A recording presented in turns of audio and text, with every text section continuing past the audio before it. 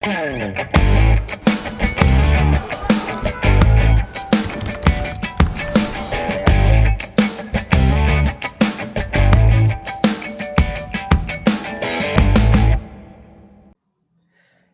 no ar o nosso programa Espaço Cidadão, chegando em todo lugar onde tiver internet, pelo nosso canal no YouTube, Robson Carvalho, pode nos achar também pelo Robson Cidadão e ainda chegando aos estados do Nordeste através da Band.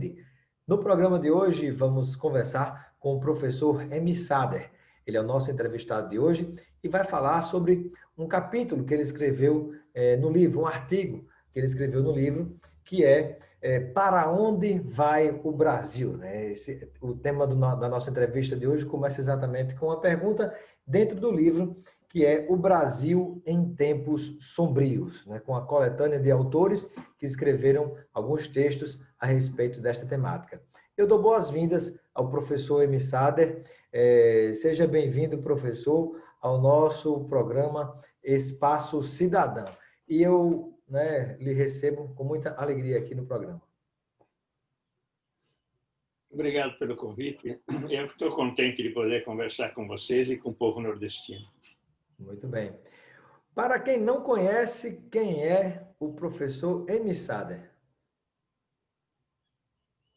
Eu nasci em São Paulo, me formei em filosofia na USP, dei aula de sociologia na USP até me aposentar, dou aula na UERJ, dirijo o laboratório de política. Nesse intervalo de tempo, tive 13 anos fora do Brasil durante a época da ditadura. Sou professor, comprometido politicamente, angustiado pela situação do Brasil. O meu último livro se chama Lula e a Esquerda do Século XXI.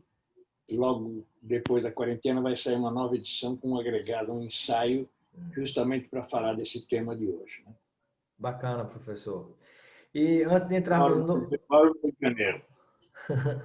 E antes de entrarmos exatamente no tema principal da entrevista, qual é a grande motivação do professor Emi Sader de continuar em sala de aula mesmo depois de ter se aposentado? Não, claro, é uma boa profissão, se é que é profissão, é uma boa atividade, né? Ainda mais trabalhar em temas que você está convencido, que você gosta, que você considera fundamentais. Então, mesmo antes de eu me formar em filosofia, eu já dava aula num colégio noturno em São Paulo, em Santo Amaro. Você imagina, poucos anos de diferença, mas aluno meu era o Juca Kfouri, por exemplo, o cronista esportivo.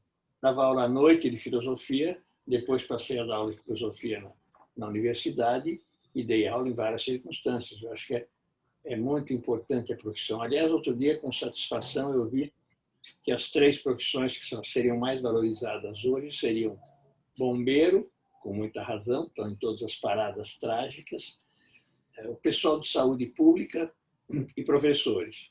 Tomara que se valorize efetivamente essas 3 atividades. Saúde pública trata de salvar a alma das pessoas, professores tratam de salvar a alma das pessoas. E os bombeiros de fazer que as pessoas sobrevivam, né? É muito boa atividade, é muito boa a relação com os jovens, é muito bom fazê-los chegar a temas que eu considero importantes, fazê-los ler, discutir, debater. É um momento importante na vida desses jovens em que a gente pode ter um papel significativo, né? Na formação, na compreensão, nos valores que possam ter essas novas gerações, né? Sem dúvida. E aí vem a pergunta que é o tema da nossa entrevista de hoje, professor Emi Sader. Para onde vai o Brasil? Bom, ainda não sabemos. Agora, o que é certo é que depois dessa experiência traumática, a gente não sairá o mesmo. Seremos melhores ou seremos piores. Uma parte, possivelmente, vai tratar de fortalecer seus sentimentos egoístas, individualistas, defender a sua vida, defender o seu patrimônio e assim por diante, né? Mas eu espero que a grande maioria pense a questão do coletivo, da população brasileira, do Brasil como país, da saúde pública. Vai ser um grande debate e nós estamos chegando a esse debate em melhores condições. Porque na hora da crise brava de saúde pública, de pandemia, as pessoas foram se acolher ao Estado, foram se acolher aos planos públicos de saúde e não aos planos privados de saúde. A, Foram se a acolher ao SUS. própria, professor, a própria mão invisível do mercado nessa crise do Covid-19 foi se socorrer, né? A própria mão do Deus mercado foi se socorrer no Estado, né? Não, o SUS, que não era nem falado, a ponto que esse imbecil que invadiu o Ministério da Saúde disse que ele não conhecia, não sabia o que significava a palavra SUS. Ele não é a média dos brasileiros. A média dos brasileiros é muito menos imbecil do que ele. Mas é verdade que o SUS era escondido pelos meios de comunicação. Era como se fosse uma conquista do PT que não se tocava. Em geral, o que fazia a mídia era degradar a atenção dos serviços públicos de saúde. Olha quanta gente, olha a fila, olha quantos são atendidos, que no fundo é fazer propaganda dos planos privados de saúde. Né? Se você não quiser passar por isso, olha a gente sendo atendida no corredor, etc. Tal, só o plano privado de saúde. Só que nesta hora foram o SUS que atenderam, que seguem atendendo as pessoas, que vêm salvando a vida das pessoas. Né?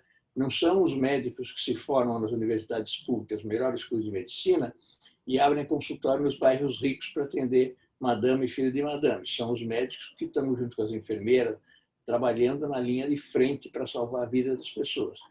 Então, mesmo quem está investigando as vacinas e tudo mais, quem vai à televisão dar informação para a massa da população, são centros públicos, são investigadores, médicos do setor público. Então, nós vamos sair dessa crise com o setor público fortalecido, né? Fortalecido. Isso favorece uma solução mais democrática, mais coletiva, né? Claro que a grande discussão vai ser quem vai pagar a reconstrução, porque o Estado, que já estava falido, gastou dinheiro que não queria e não podia, para dar auxílio emergencial, para fortalecer um pouco o setor público. Nós tivemos a tragédia de, prévia à pandemia, ter governos neoliberais que diminuíram o número de médicos, diminuíram o número de leitos, enfraqueceram o SUS. Então, havia que fortalecer. Colocaram dinheiro aí, agora vem a choramingação do Paulo Guedes, de que nós vamos ter que aplicar um ajuste fiscal mais duro ainda, né? Mais duro ainda quando não tem mais de onde tirar. Então, a questão essencial é quem vai pagar isso. Nós precisamos de uma reforma tributária, porque o Estado vai cobrar os impostos dos setores mais pobres da população. São quem paga. O trabalhador, o assalariado é descontado imediatamente em folha, né? Enquanto que banco não paga imposto. Rico não paga sonega, bota dinheiro para fora e tudo mais. Uma reforma tributária justa é aquela que segue o princípio: quem ganha mais, paga mais. Né? O imposto sobre grandes fortunas, imposto sobre circulação de capital, só terminais de circulação de capital, para poder, aí sim, arrecadar os recursos que o Estado precisa para reconstruir a situação do Estado, a saúde pública, a educação pública e tudo mais. Liga. Professor M. Sader, e quando a gente pensa nessa temática, né, com a qual você colaborou, contribuiu no livro, né, que é o livro O Brasil em Tempos Sombrios, né, e esse capítulo Para Onde Vai o Brasil, qual é a grande reflexão que você deseja provocar no povo brasileiro em relação a esse tema? Nós vemos tempos sombrios porque se acumula uma quantidade de crises. Nós vimos de uma crise econômica. Vamos lembrar que antes da pandemia, no final do primeiro ano desse governo que está aí, o crescimento era zero e a projeção para o segundo ano era zero. Nós já tínhamos 12 milhões de desempregados, tínhamos 30 milhões de pessoas em situação precária, quer dizer, 50 milhões, quase metade da força de trabalho. Hoje, certamente, metade da força de trabalho está numa situação de precariedade. Então, uma crise econômica e crise social de uma proporção enorme, sobre a qual se somou a crise de saúde pública. Então, é um tempo sombrio por isso, né? Por isso. Agora, ao contrário do que se dizia, esse vírus não é democrático. Todos estamos passíveis de pegar, mas quem pega mais são os pobres. Porque, embora a mídia fique mostrando o pessoal na praia, tudo isso que não tem por que ir na praia, jovens fazendo festa, não tem por que fazer festa, o grosso das pessoas que obrigatoriamente estão em situação de risco são os que vão trabalhar, que pegam ônibus, que pegam trens empilhados de gente, sem condições de se proteger. Então, a doença passou a ser uma doença de pobres, sobretudo, né? Os outros também pegam, mas pegam em situações de risco que eles escolheram, em grande medida, né? Esses jovens que fazem essas festas, talvez eles mesmos não tenham muito problema, levam para casa, levam para os seus pais, para os seus avós, essa doença. Agora, a partir de uma decisão que eles tomam por lazer. Agora, o trabalhador que precisa descer na rua para poder vender a sua coisa, comprar a sua coisa em situação de precariedade, esse não tem escolha, não pode ir de carro. Ele tem que ir nos ônibus, nos trens, superlotados. Essa cena não costuma se mostrar. Essa é a fonte principal dessa situação. É uma situação sombria também para as pessoas que estão em situação de precariedade. É preciso nos isolar. Como é que o pobre pode ficar na sua casa? Mesmo que esteja na sua casa, as condições não são de isolamento. Tem que sair, tem que ir trabalhar, né? Não tem a fonte de renda garantida. Quem tem um salário pode ficar em casa, quem tem uma casa tranquila está protegido, né? Mas a massa da população, a grande maioria, não está nessa situação. Então é sombrio também socialmente. E, inclusive, a grande maioria das casas mais populares, né, as próprias casas já são aglomerados humanos também, né, pela quantidade de Muitas pessoas vezes, que moram. muitas vezes não tem água nem saneamento básico. É verdade.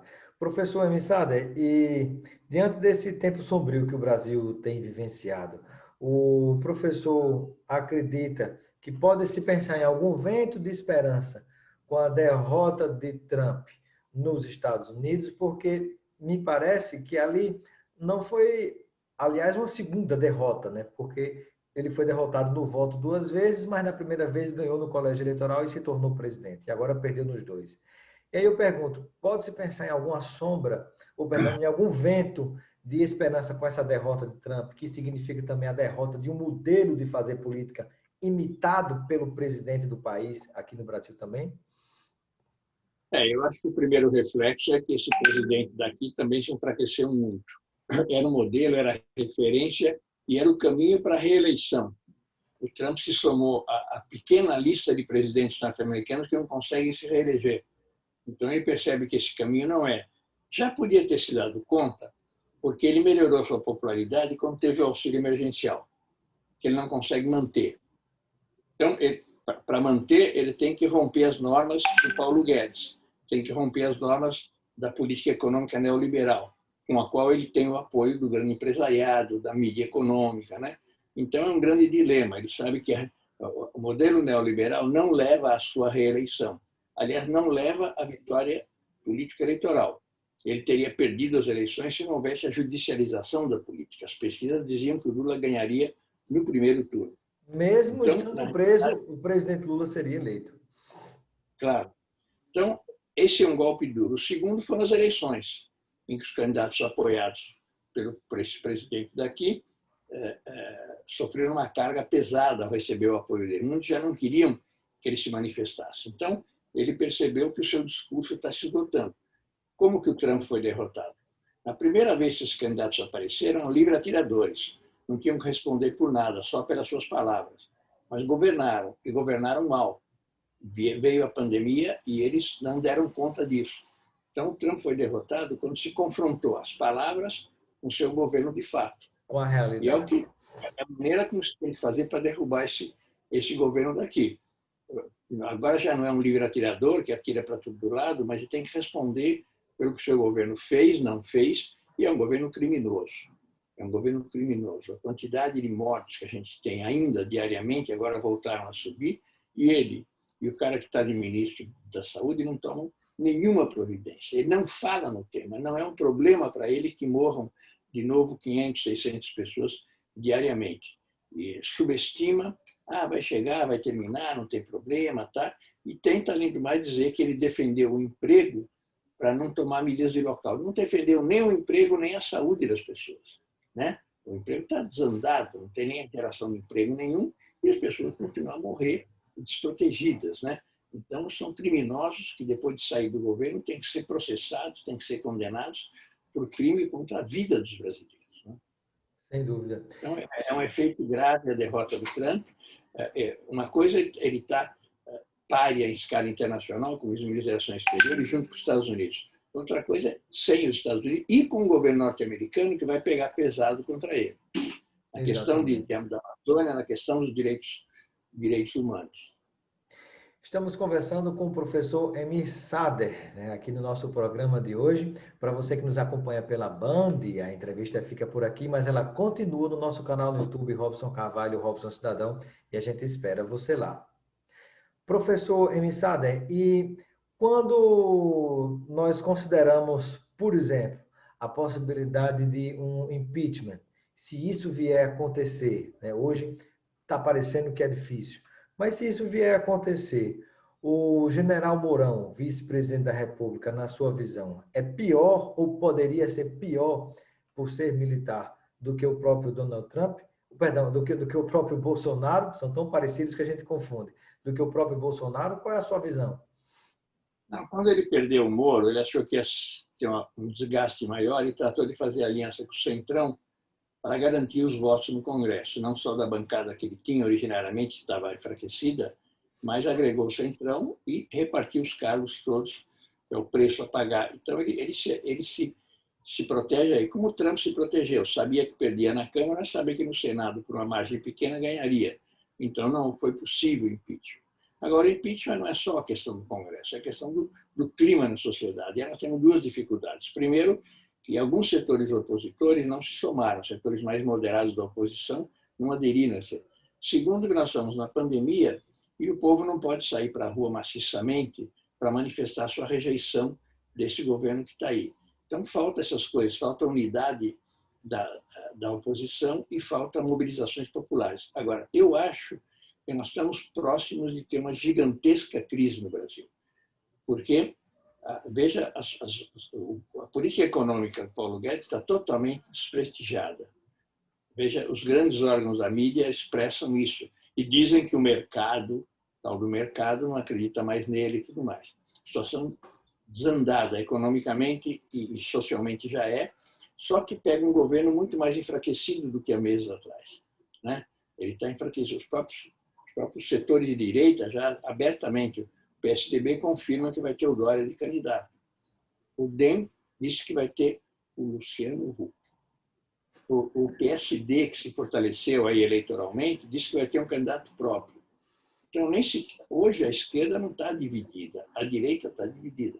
E ele está enfraquecido para tomar medidas. Então, eu acho que é nesse marco político que pode vir uma crise e uma incapacidade do governo. Não creio que por isso vai colocar razões para impeachment, tem diariamente. Tem uma, duas, três razões, juridicamente. Agora, nem o Supremo tem coragem de tocar essas coisas, nem sequer colocar o filho dele na prisão, né? Sem dúvida. Todas as razões para estar na prisão, ele não está lá. Mas, ao mesmo tempo, o Congresso não tem essa postura. Pode ser que mais próximo das eleições, o Centrão, visualizando o seu futuro, se distancie dele. Mas até lá ainda tem pelo menos 1 ano e meio aí de se aboletar em cargos do governo e dar de volta a proteção dele em relação ao impeachment, né? Professor, agora, na sua visão, o general Mourão poderia ser pior do que Jair Bolsonaro? Bom, ele teria a mesma política, né? Teria a mesma política. E para a mídia de direita que é contra o Bolsonaro, seria um consolo, porque não teria o estilo agressivo dele, né? Que ataca a imprensa e tudo mais, né? Talvez até redistribuísse as verbas de maneira não tão favorável às TVs evangélicas e tudo mais. Para a direita seria melhor. Para a direita seria melhor. O Bolsonaro é um desgaste maior porque, por exemplo, não tem o apoio da grande mídia. Agora, isso não quer dizer que por isso não vamos lutar pelo impeachment. Na verdade, o correto seria um impeachment este ano para poder ter novas eleições. Isso já pelos prazos, já não vai se dar. E se acontecesse o ano que vem, seria o Congresso conservador, que definiria quem governaria o Brasil. Professor Emir, e no seu entendimento, pela sua experiência, com que imagem sairão os militares, de modo geral, do governo de Jair Bolsonaro? Que imagem fica das Forças Armadas brasileiras? Vamos ver se eles vão sair ou não, se vão ter que ser saídos, né? São mais de 6 mil Já imaginou? Esses 6 mil não só se aboletam em cargos com poder, como têm duplo salário. Quer dizer, estão numa situação privilegiada. Eles foram Inclusive, o para lá. Tribunal de Contas da União está fazendo essa investigação, né? Pois é, mas quem tem, salvo que houvesse uma decisão do judiciário com grande apoio político, eles estão lá. E hoje em dia, se eles saíssem, se desfaria o governo. O Bolsonaro não tem mais uma equipe dele, o partido dele já não existe mais como força agregada, unificada, que pudesse dar os quadros. Então, assim, qualquer coisa, faltou copeira lá, um major, faltou não sei o que era lá, um milico, né?